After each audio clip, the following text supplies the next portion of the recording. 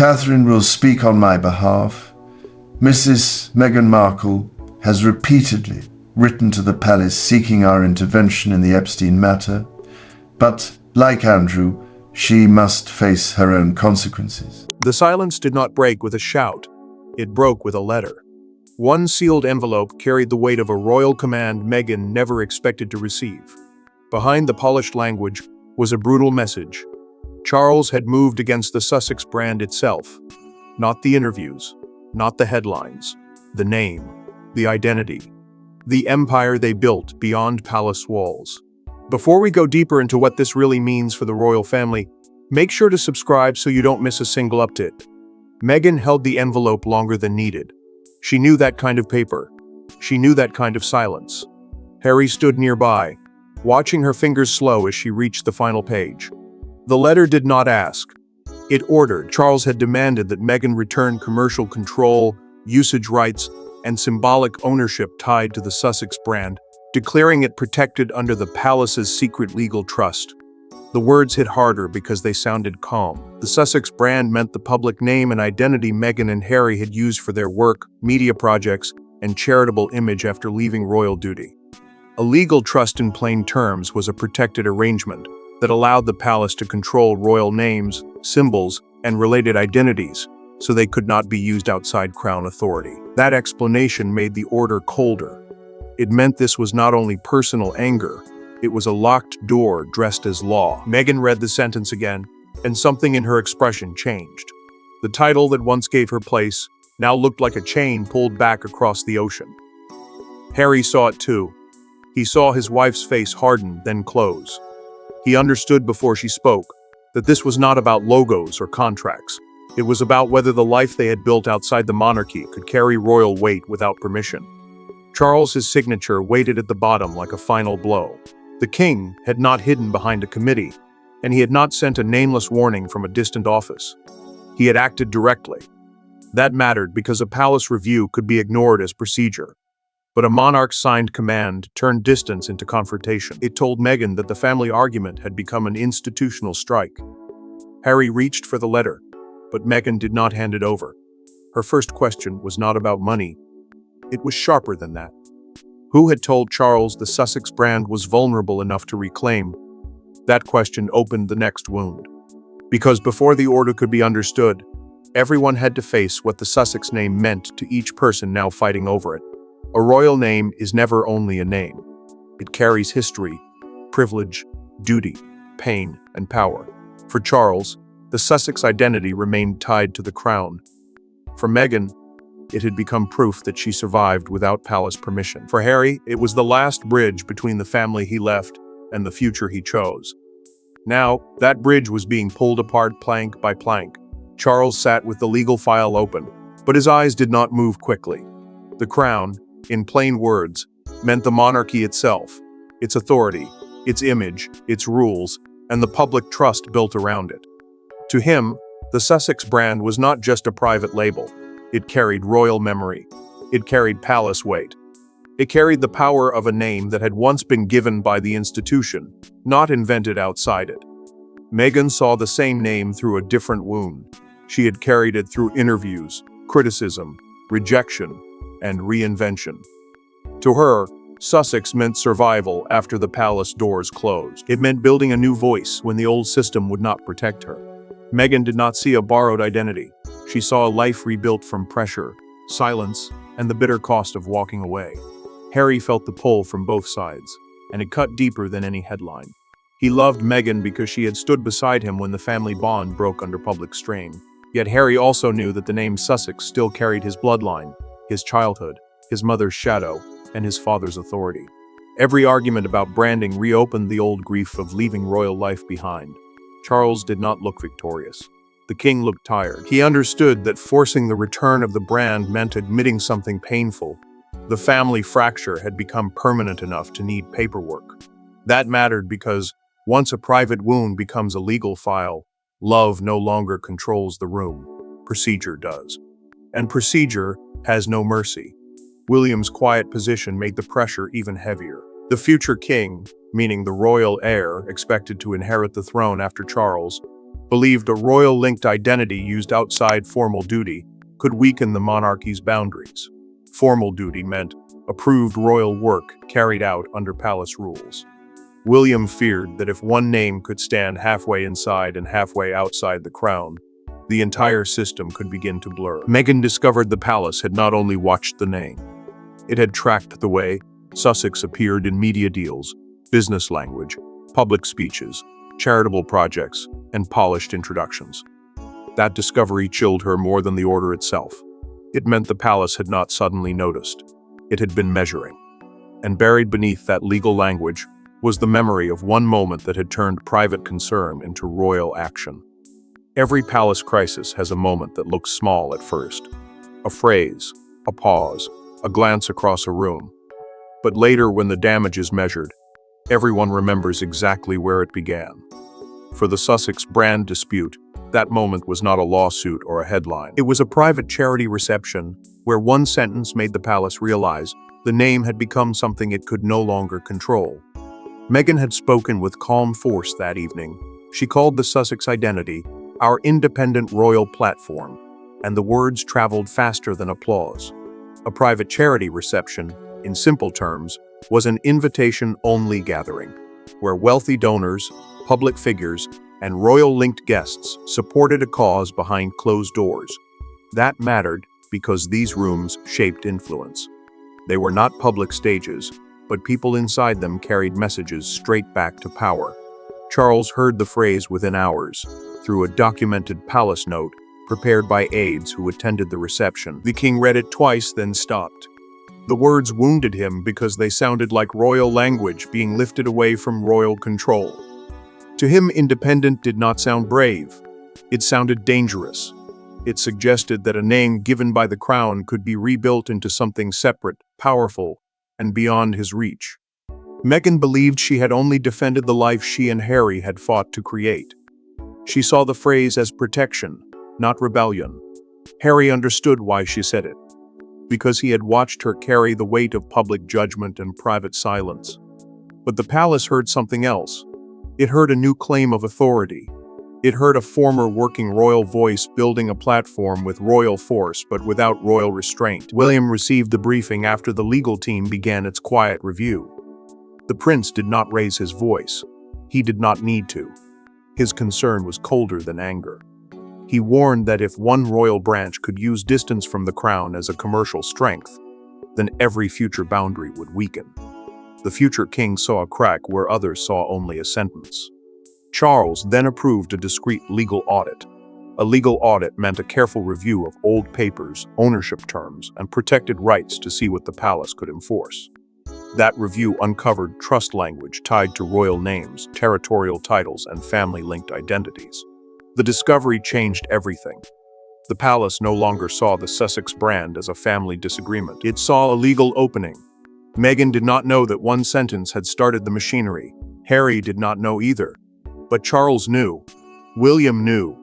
And once the legal path appeared, the king faced a choice: ignore the breach for peace, or confront Meghan directly and risk another family rupture. The king chose confrontation. And when Meghan finally came face to face with the palace's demand, the row itself seemed to tighten around them. The confrontation did not happen in public.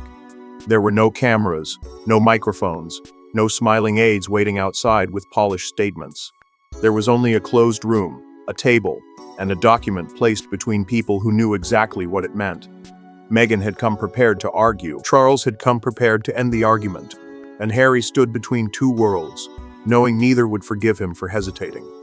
Meghan entered first, her face controlled, her hands still, her silence sharper than anger. Harry followed close behind, already reading the room before anyone spoke. Charles stood near the table, not warm, not cruel, only fixed in the painful calm of a man who had chosen duty over comfort. A senior legal advisor waited near the door, and that advisor did not interrupt, because the weight of the meeting belonged to the family, not the law. Charles placed the folder down and repeated the demand without decoration. The Sussex brand had to return to palace-controlled trust oversight, meaning the palace would supervise how the name, identity, and royal-linked image could be used. Future use would need approval through royal legal channels, which meant official routes where palace lawyers reviewed what was allowed before anything public or commercial moved forward. Meghan heard every word, and Harry heard the trap inside them. Meghan pushed her chair back slightly when the king said the brand had never been fully theirs to use without limits. The movement was small, but it cut through the room. She did not raise her voice at first. She asked whether survival had become an offense. She reminded him that the palace had watched them build a new life. Take the criticism, carry the burden, and rebuild under a name everyone now claimed was never truly theirs. Harry turned to his father and asked the question that changed the air. Was this law, or was this punishment? Charles paused. The silence wounded more than an answer could. The monarch knew his son was not only asking about a brand, he was asking whether love still had any place once the crown had made up its mind. Harry waited, and Meghan watched both men as if the truth had already stepped into the room. Charles revealed that the trust had existed before their departure. It had been designed to stop royal-linked identities from turning into private power centers beyond palace control. That revelation landed hard because it meant the order was not sudden rage. It was old authority, finally awakened. Meghan answered with cold pain, saying the palace had stayed quiet while the Sussex name became valuable, visible, and useful outside its walls. The king closed the folder. The advisor near the door lowered his eyes. Harry did not move. Meghan did not soften. Charles said the decision was final, and the word final felt like a lock turning. Because behind the king's signature stood a quieter machinery of power, and one person understood exactly how far it could reach. Power inside a monarchy rarely announces itself. It moves through seals, clauses, locked cabinets, and conversations no one records. The secret legal trust was not dramatic on paper. It was colder than that. It reduced emotion to ownership, memory to terms, and family identity to protected property. Yet one man had to carry the human cost of using it. Charles, sitting alone with a pen he did not want to lift. Charles studied the approval page until the words seemed heavier than ink. The secret legal trust, in simple terms, was a palace-controlled protection system for royal names, territorial styles, symbols, and public identities connected to the crown. A territorial style meant a royal name linked to a place, like Sussex, used to show rank and family position. That mattered because the palace believed such names could not become private brands without weakening the monarchy's authority. Charles understood the leverage in his hand, but leverage did not feel like peace. The king knew this order would strike Meghan as another rejection, and wound Harry as another betrayal. He also knew why the palace had reached this point. The Sussex name still carried royal power in every room it entered. Even outside duty, even across the ocean, it still drew strength from the institution Meghan and Harry had left behind. The pen hovered. Charles did not move. He could protect the crown and still lose more of his son. He could enforce the trust and still feel the damage in his own blood. That was the cruel bargain. The monarchy would call it control. The family would feel it as another closed door. Camilla watched him after the decision, and her silence said more than comfort could. She saw the sadness beneath his firmness. The queen consort, meaning the wife of the reigning king, understood that palace victories often arrived dressed as grief. Camilla knew Charles had won the legal ground, but she also knew Meghan would see no fairness in it. She knew Harry would hear only rejection. William's quiet support gave the order its final strength. The prince did not press with anger. He pressed with fear. He believed royal identity could not be allowed to split into private branches, each carrying royal shine without royal duty. To William, the future of the monarchy depended on clean lines. To Charles, those clean lines came at a painful personal cost. The trust language gave the palace the right to reclaim, restrict, or supervise a royal-linked identity when it appeared to operate outside crown dignity. Crown dignity meant the public respect and protected image of the monarchy. That phrase sounded polite, but inside the document, it carried force. It turned Meghan's independence into a matter of institutional risk. Charles finally signed. Camilla looked away. William's warning had become policy. And once the trust was activated, the order was no longer a warning sealed in a folder. It was becoming a new reality. And the first losses arrived faster than anyone expected. The first crack was not public. It came through an email, then another, then a call that ended too quickly. Meghan understood the pattern before anyone said it aloud. Partners were nervous. Advisors were cautious, and the Sussex name had suddenly become legally dangerous. What had once opened doors now made people step back. The palace had not shouted. It had simply changed the temperature of every room around her. Meghan stared at the latest message, and the words seemed careful in a way that felt insulting. Business advisors had begun reviewing contracts connected to Sussex-branded projects, meaning agreements tied to the name, image, and public identity she and Harry used for their work. That mattered because contracts were not just paperwork, they were future plans. They were income, influence, charity, reputation, and proof that life beyond the palace could stand on its own. Harry noticed the silence before he understood it. Calls that once came with excitement now arrived with caution. Media proposals slowed. Charitable initiatives paused. Lawyers began asking what could still be used without palace approval. A charitable initiative, in simple terms, was a public service project built around fundraising, awareness, or community support. For Meghan, those pauses cut deeply because they made even good work feel trapped under royal control. Meghan answered the cautious call from a trusted advisor and gripped the edge of her desk as the phrase landed. Brand exposure risk. The advisor did not say it cruelly, but the words still bruised. Meghan heard her own name reduced to danger. She heard the Sussex identity, once a shield against rejection, turned into a warning label. Her face tightened, and Harry watched the hurt move through her before she spoke. Harry became visibly unsettled when he realized the dispute was no longer symbolic. The order threatened the structure of their public life in America. It could touch announcements, partnerships, introductions, speeches, and every carefully built phrase that linked their work to the Sussex name. Harry had left the palace to breathe. Now, the palace seemed to have reached across the ocean and placed its hand back on the door. Charles's legal notice then reached several entities connected to Sussex usage. A legal notice meant a formal warning that certain actions could face challenge if they broke protected rights. The message was clear. The king intended to enforce the trust beyond private family conversation. Meghan discovered that even wording like Sussex-led, Sussex-founded, and Sussex platform could face scrutiny under the trust's interpretation. Harry looked at Meghan and knew lawyers could not carry this pain for them. Advisors could debate clauses, but they could not explain the wound between father and son. The pressure had moved too close to the heart. So as the noise became too loud, the turning point came not from contracts or strategy, but from a private conversation Harry knew he had to ask for himself. By then, the battle had become too large for legal language. Harry did not need another memo. Charles did not need another briefing. What remained was a father and a son standing inside the wreckage of choices neither could fully undo. No aides, no lawyers, no palace voices softening the edges. Just two men facing the truth that the Sussex name had become the place where love and duty collided. Harry asked for the meeting himself, and that mattered. He did not send a lawyer. He did not ask Meghan to carry the pain for him. He requested that Charles meet him without legal staff, press aides, or family advisors present.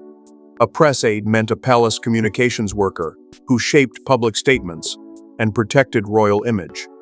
Harry wanted none of that. He wanted his father, not the machine.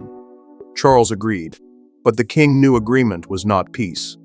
The conversation took place in a small sitting room where the formal distance between monarch and son briefly softened. A duke, in plain words, was a high royal title given by the crown, and Harry still carried that title even after leaving working royal life. That was why the moment cut so deeply. He stood there as both son and symbol, both family and problem.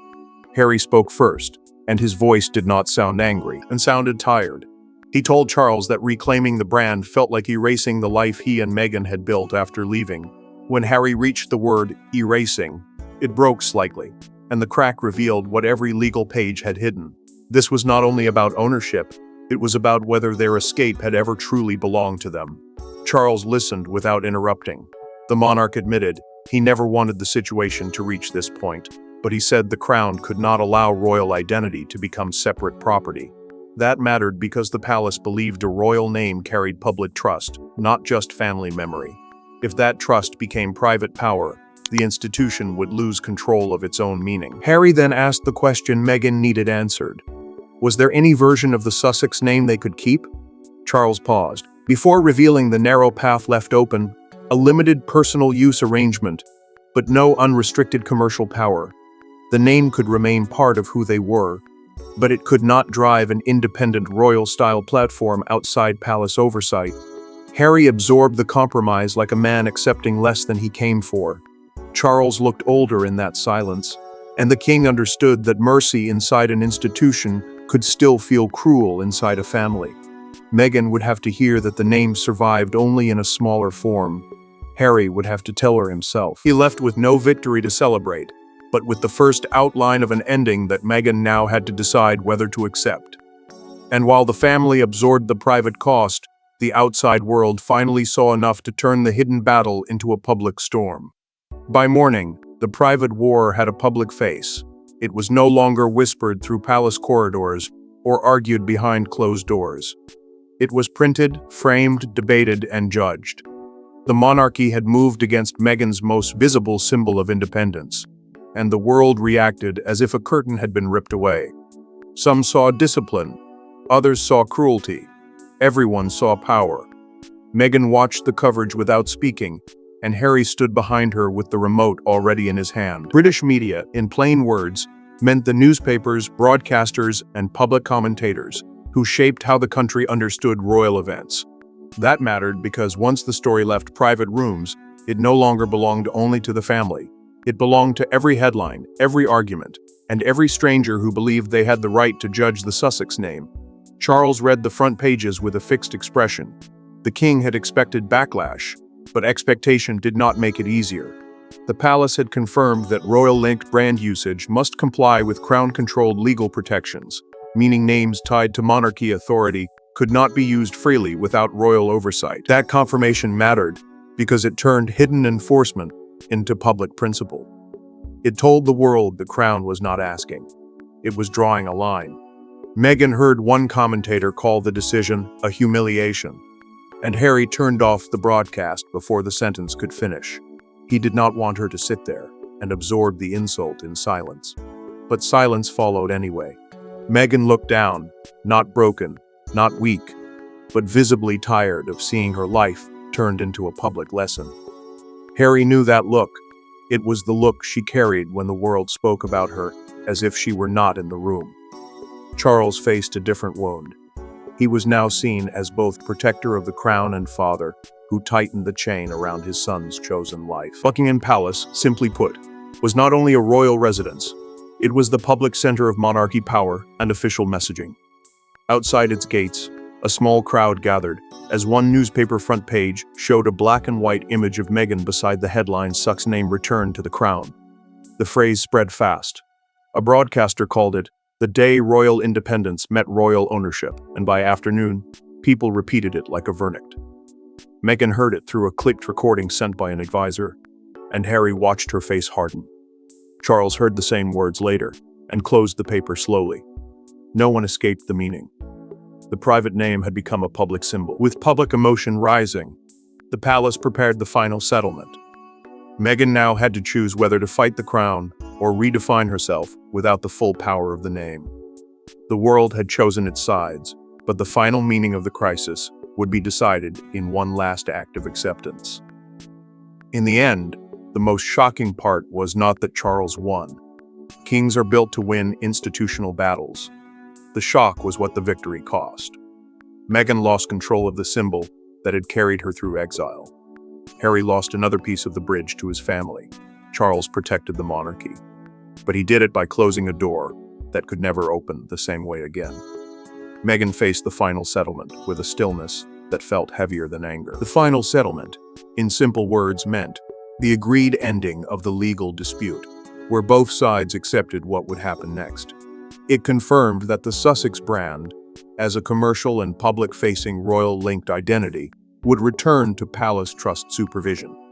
That mattered because the name could remain personal, but it could no longer stand as an independent engine of influence, money, and public power beyond crown control.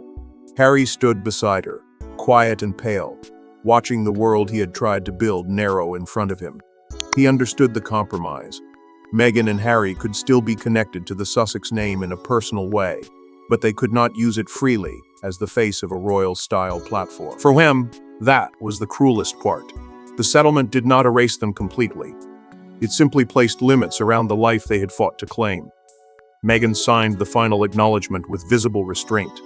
A final acknowledgement meant a formal paper accepting the decision and confirming the terms. Her hand did not shake, but the silence around her did.